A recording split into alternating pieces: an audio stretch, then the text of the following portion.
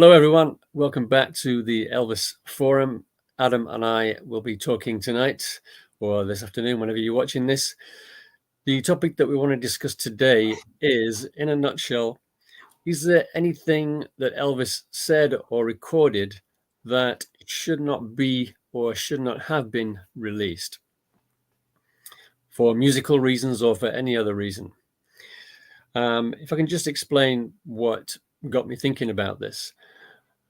I was having a listen to some of the songs on the Boulevard album, the Elvis Presley Boulevard album, because I'm not really a massive fan of that album. So I started to listen to the songs that I'm not keen on in depth, in detail. And I found a bootleg online. I think it's called Welcome to the Jungle. And it had quite a lot of takes of Danny Boy in there. And at the end of one of the takes, you can hear Elvis saying something referring to the medication that was in his system. He can't quite reach the note that he's trying to get out, and then he says, "I've got too much shit in my system." So there was that one. Now you don't get that piece of dialogue on the Sony releases, but it is on a bootleg. And then the other thing that I was listening that got me thinking about this was it's an outtake of "It's Still Here." I think it's take 4, and it's on the full FTD 7-inch classic album. And Elvis plays for about a minute, and then he plays this horrible chord on the piano. It's just, he hits the wrong notes. And then that's the end of the take. And then the following take, he gets it right. But I started thinking, do we need that version? Do we need take 4 if it's still here? Because Elvis is not particularly happy with it. He sort of curses and then gets on with the next take. So anyway, that's the kind of thing that I was hoping to discuss with Adam tonight. I'm in that group of people where if you're going to release a sessions release, I am happy to have it all. Mm-hmm. I think there's always going to be mistakes in the music. Someone's going to sing a bum note. Someone's going to play a bad chord or something. I think the Memphis sessions was quite a good one where Elvis is playing his guitar, and then you can hear him in the studio saying, "Don't play that so funky." You know, he's twanging away like Eddie Dwayne. Oh, Dwayne Eddie, yeah. Dwayne Eddie, that's it. Yeah. Yeah, I kind of agree with you. I kind of agree with you. If they're going to release all the music, then yeah, they have to release the ones with bum notes and bum takes. But that particular take, it's kind of affected how I listen to that song now, because I really like that song. I like all those 3 piano songs on the full album. And every time I hear that song now, I think of that nasty chord that he hits by mistake in that one particular version. So it's kind of spoiled my enjoyment of it a little bit. Yeah, I know what you mean a little. You know, I think sometimes listening to takes of the same song too many times can you put you off it a little bit. You know, especially if you love the finished arrangement. Yeah. And release. I think it's very difficult because if you're going to release a session and you take a few takes out, everyone's going to complain. Yeah, exactly. And I think if you leave them in, some people can complain, why did you leave that in? It was not needed. They're in a difficult position, yeah, an impossible situation, you might say, yeah. Yeah.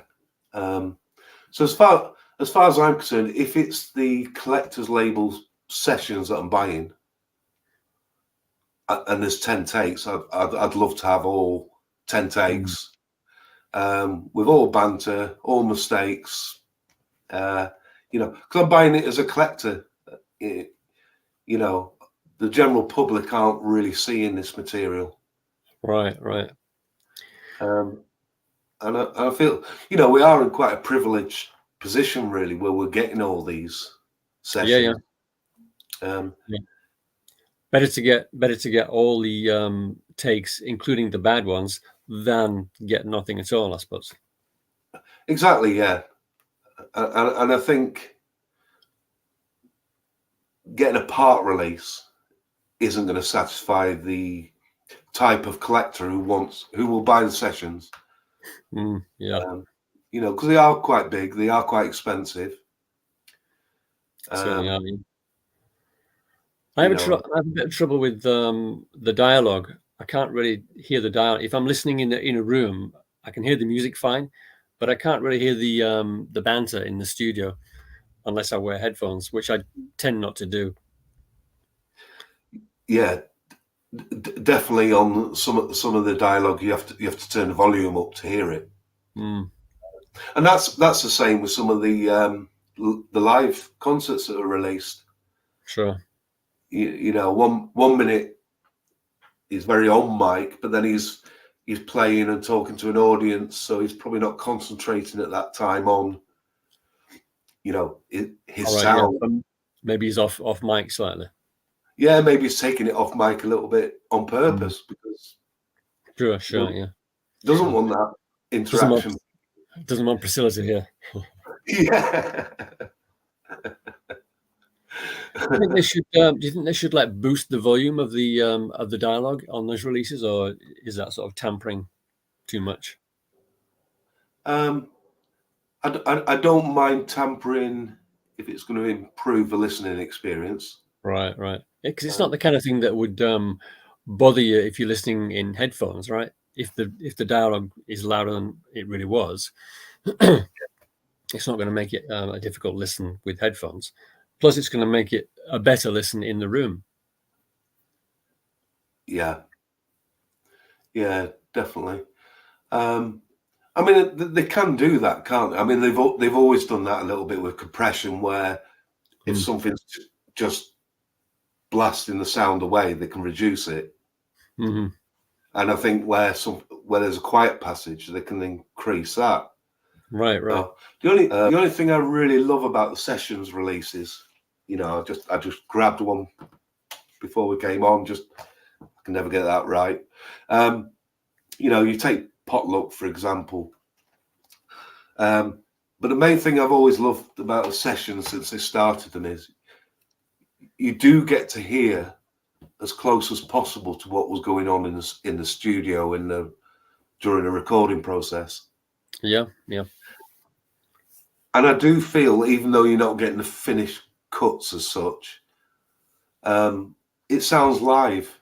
It has more punch, you know, because no one's mixed it down or compressed it, or, you know, hopefully.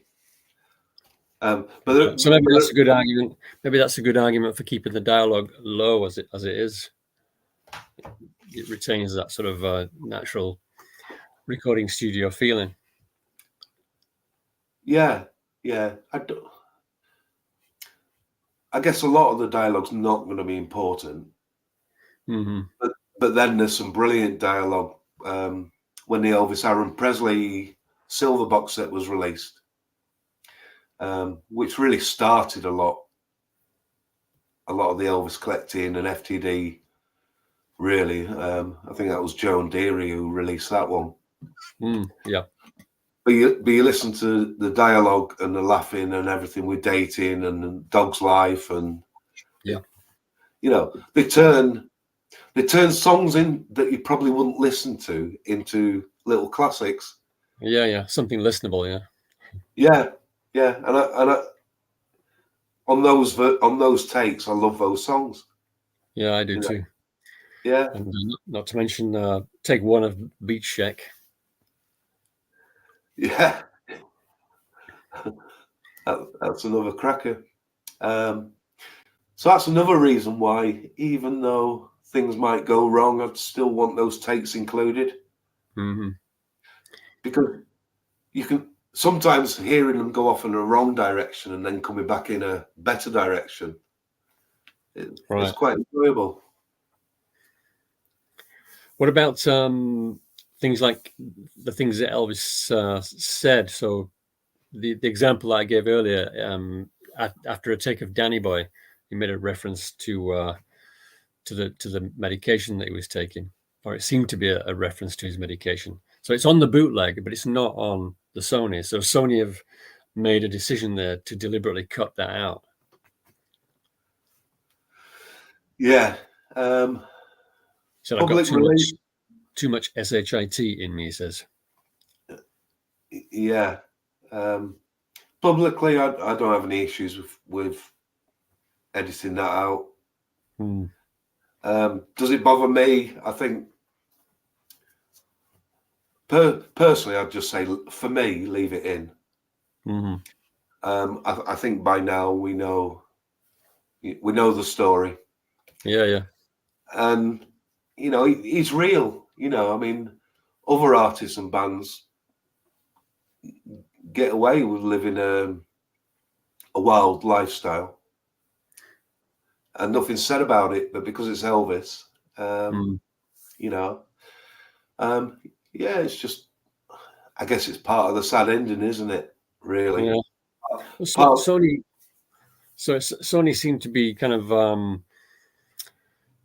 not entirely consistent when it comes to putting in some bad language, as it were, or things that not everyone will want to hear. So, for example, on the Elvis in Nashville set, Elvis does the got my mojo working, and then at the end of the song he says, we grew up on that shit. And then I think it's on the Today album, at the end of maybe take one of the early takes of Shake a Hand, Elvis says the mother word. So they will put something in there, some content or language that some people might find objectionable, but on other occasions they will delete it.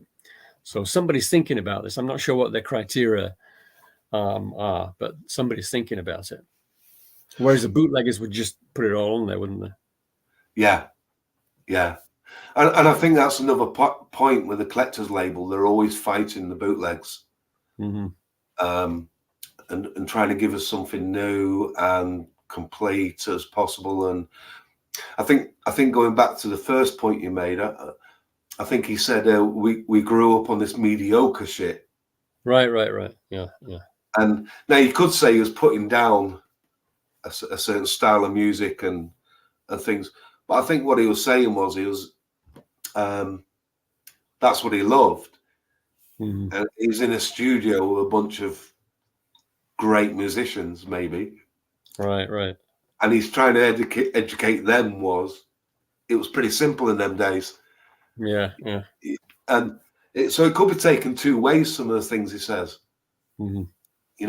My oddest one as a kid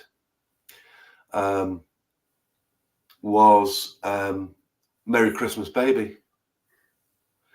And as a young kid, when I listened to that, where he says, put it out through Al's mic, I always thought he said, put it out through Smack. Really? Yeah. And if you listen to it again, and I'm thinking, wow, they left that in. It's like, and again, some of the swearing and some of the words, I mean, they're going to be jokes. We're all, when you're joking with someone and just having a bit of banter, you say all sorts of stuff you don't really believe in. Right. It's yeah. So I just think that one of the things that never really gets mentioned when talking about this kind of thing is what would Elvis have wanted to be released? I doubt very much that he would have wanted any kind of bad language on his recordings to be released. He might, I mean, we know he took a long time to get these songs right because he wanted people to hear the best versions, right? So, but he may well have been talked around into releasing outtakes, for example, like that came out on Elvis and Presley, because that's what people wanted.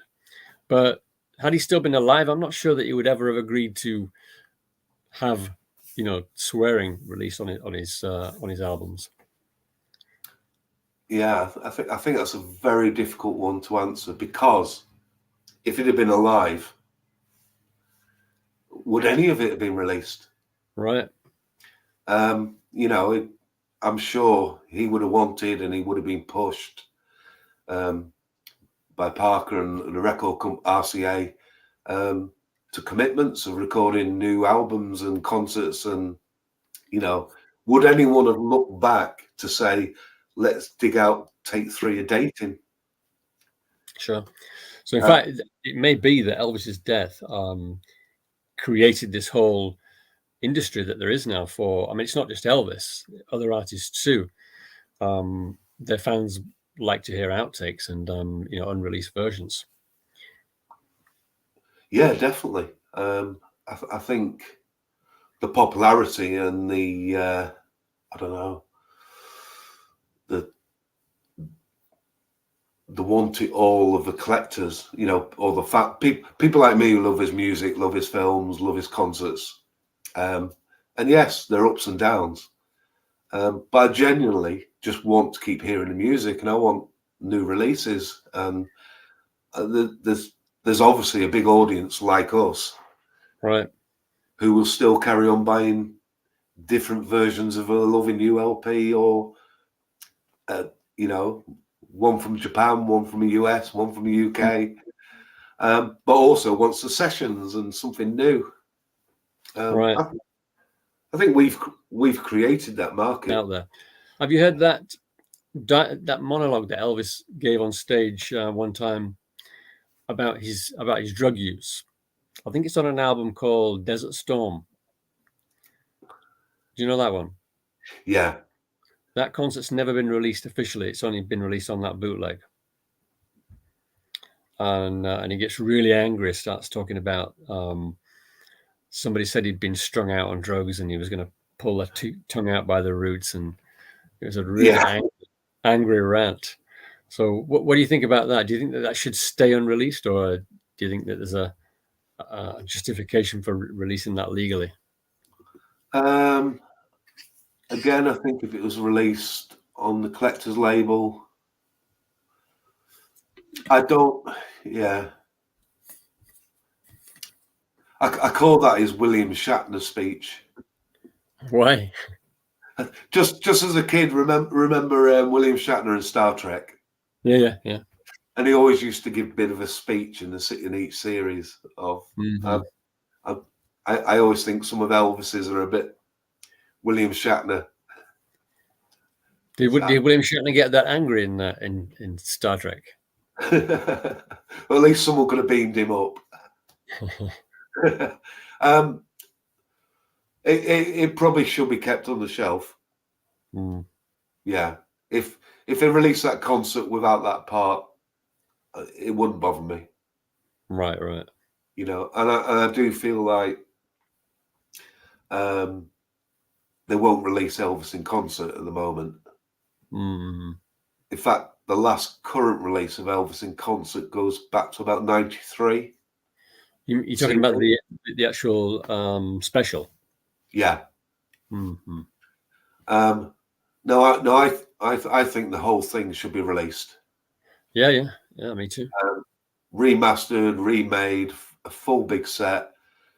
But if they edited a few minutes of dialogue out of those shows, does he say anything? Does he say anything outrageous in Elvis in concert? Not outrageous. I think the main thing is there's a couple of moments where he mumbles a little bit. Right. When he says abalone and things like that.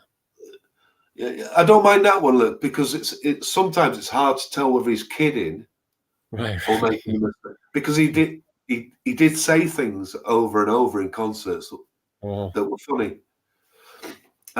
No, I think there's a couple of very short passages where he's speaking. It doesn't come across. Yeah, it doesn't come across too well. And I would say, well, if you're gonna release any concert footage, you're always going to have some edit of what that concert was from anyone. And I wouldn't mind if they edited those little bits, and they are little bits, but they could with a bit of remastering and everything, they could make those shows good. Right. You know? Well, on my very first VHS copy of it, you could hardly make out his face. Yeah. It was that bad. Maybe they you know, worry about the estate or whoever. Maybe they worry that they might be accused of making money out of Elvis when he was not very well.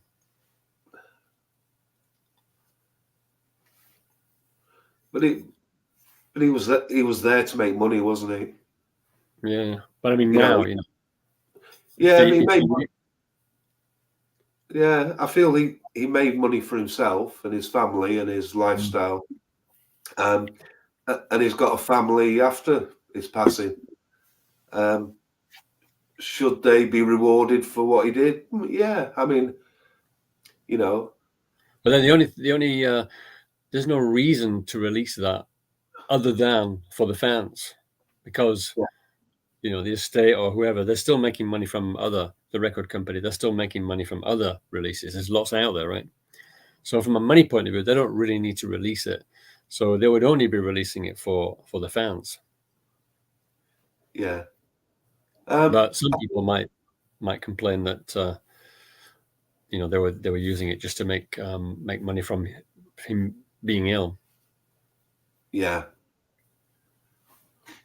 I think there will be a percentage of fans, people who will look at it that way. To me, I think it would please the fans, and it would make good money for them, for the estate. Right. And if they want to spend that on improving Graceland or whatever, then money I'd makes buy the world. the DVD. I'd be interested in seeing it because I'm not sure anybody's seen a good quality version of it since 1977 on TV. And it wasn't shown on TV in England, was it, in 77? No, it's a lot later. And I remember watching it, Mm-hmm. as a young kid. Again, I was fortunate that my mum was quite good. If something came on, she'd, get me to watch it because she knew I enjoyed Right. Elvis's music, really. I just say this day and age, just get it done. Get it out there. Get all the audio and all the video and a new remaster of the footage and get it out to us, because there's so much other stuff out there. Yeah. So that's definitely a release it all for you. Release it. Oh, yeah, the Elvis in concert. Maybe it'd be interesting to see what everyone thinks and put some comments below. Another one that I really love is the Whole Lot Shaking session, where he has a lot of banter with his band at the beginning. He starts swearing at the guys and it just creates a really good move, and they start getting the beat going. Right. I think that's the one with the horn overdub. Right. So in that situation, there's an argument for actually including the bad language, because if you're right, it actually does something to create the right atmosphere. Yeah. Mm. Yeah. He's obviously wanted some attack on the song, and which he did. It's one of my favorite songs from the country album. Yeah, me too. Yeah, it's one of my favorite rock songs that he did in the 70s, really. Yeah. And I think it's a very unique performance on a Jerry Lee song. Right. I think he did sort of country rock it up, didn't he? Like, it's really pretty heavy, isn't it? Yeah. Yeah. So yeah, I think I'm pretty much in agreement with you. I think certain things are like the monologue that we talked about on the Desert Storm album. If they ever put that out on an official release, it's so outrageous that it's the kind of thing that might get picked up by the mass media, and that wouldn't be particularly good for Elvis's reputation. But things like the odd swear word, I think they kind of no one's going to really worry about that anymore. So it just kind of gets kept between the fans, really. We all know that he's just a human, and he's going to say things like that from time to time. We all do, really, I suppose. Yeah, and I think the point you made about the inconsistency between the releases and what's left on, I think maybe someone's not proofing them properly, and probably doesn't realise that little bit's in there. Yeah. You know, because if you've made 60 minutes of music, 70 minutes of music, you need to sit down and listen to every second. Right. To make sure you catch everything. Like FTD did with one of the live concerts. And one of the audience was racist, made a racist comment. Yeah. That's right, yeah. Elvis put them in the place, mm-hmm. and it was released on the first issue. And It's, then it was from something to somewhere, from somewhere to somewhere, right? Yeah. I think I've got it actually. It's this one, isn't it? Yes. Yeah. Is that Sunset to Las Vegas? Sunset to Las Vegas, yeah. Yeah. So it was soon withdrawn, and they removed that particular piece. Yeah. That bit of dialogue, yeah. That dialogue. And if you listen to the dialogue, he was actually putting the guy right, or lady right, whoever it was. And it's fine. But because there was racist comments made, you know, to put this person right, they decided to remove it. Now, the media would have picked up on it in a bad way, wouldn't they? Sure, yeah. They would have used it. All they would have taken was that he used this comment. Right. Taken out of context, yeah. Exactly, yeah. And I think the media do that with everything, don't they? They just sensationalize it. Yeah. I was trying to think of the word. It's like it's that clickbait. Yeah. You know, because let's say someone made a video, it would be Elvis is a racist. Yeah, of course, yeah. You know, we put that one straight. He wasn't a racist. We know that. We know who his friends were. You mean, yeah. You know. What about audience recordings? Do you think that that they should come out? I don't have a problem with audience recordings. They're not usually brilliant to listen to. Some of them I do. Yeah, there are a couple that are quite listenable out of the New Year's Eve concert from '76. Yeah. And even the last concert is actually quite listenable, actually. That's pretty good. I got the version that went into Walmart as a CD. Right. And I played Elvis in concert, and then I played that afterwards. And I actually really enjoyed the audience recording because it gave you the atmosphere. Yeah, it does. You know, and the audience. You can hear the words as well. You can actually hear the spoken parts, which is really good. It was good, yeah. Love to have that on a soundboard. I don't think it exists. I'm pretty sure it would have come out by now if it existed. Yeah. Well, we're going to have to see what FTD do because they just released Volume 1 of the last tours. That would really come out to a big fanfare, wouldn't it, if they could ever find a soundboard, the last concert he ever did. Yeah. That would certainly sell. Definitely. And it's actually a good show as well, actually. It is good. Yeah. I really enjoyed it, and it was nice just hearing everything in the right order. You know, because the in concert LP doesn't do that. It adds a lot of fan comments, but it doesn't even play the concert in order. Right. It splits it into it's almost like you're trying to split it into two shows. All right, so that's what we think about this particular topic. What are your thoughts? Should the record company release everything, or are there some things that should remain in the vault or should have remained in the vault? Let us know in the comments. Thanks for watching, and we'll see you in the next one. Cheers. Thanks, everyone. Bye. Woo! You're fantastic. Yeah, good. Thank you very much.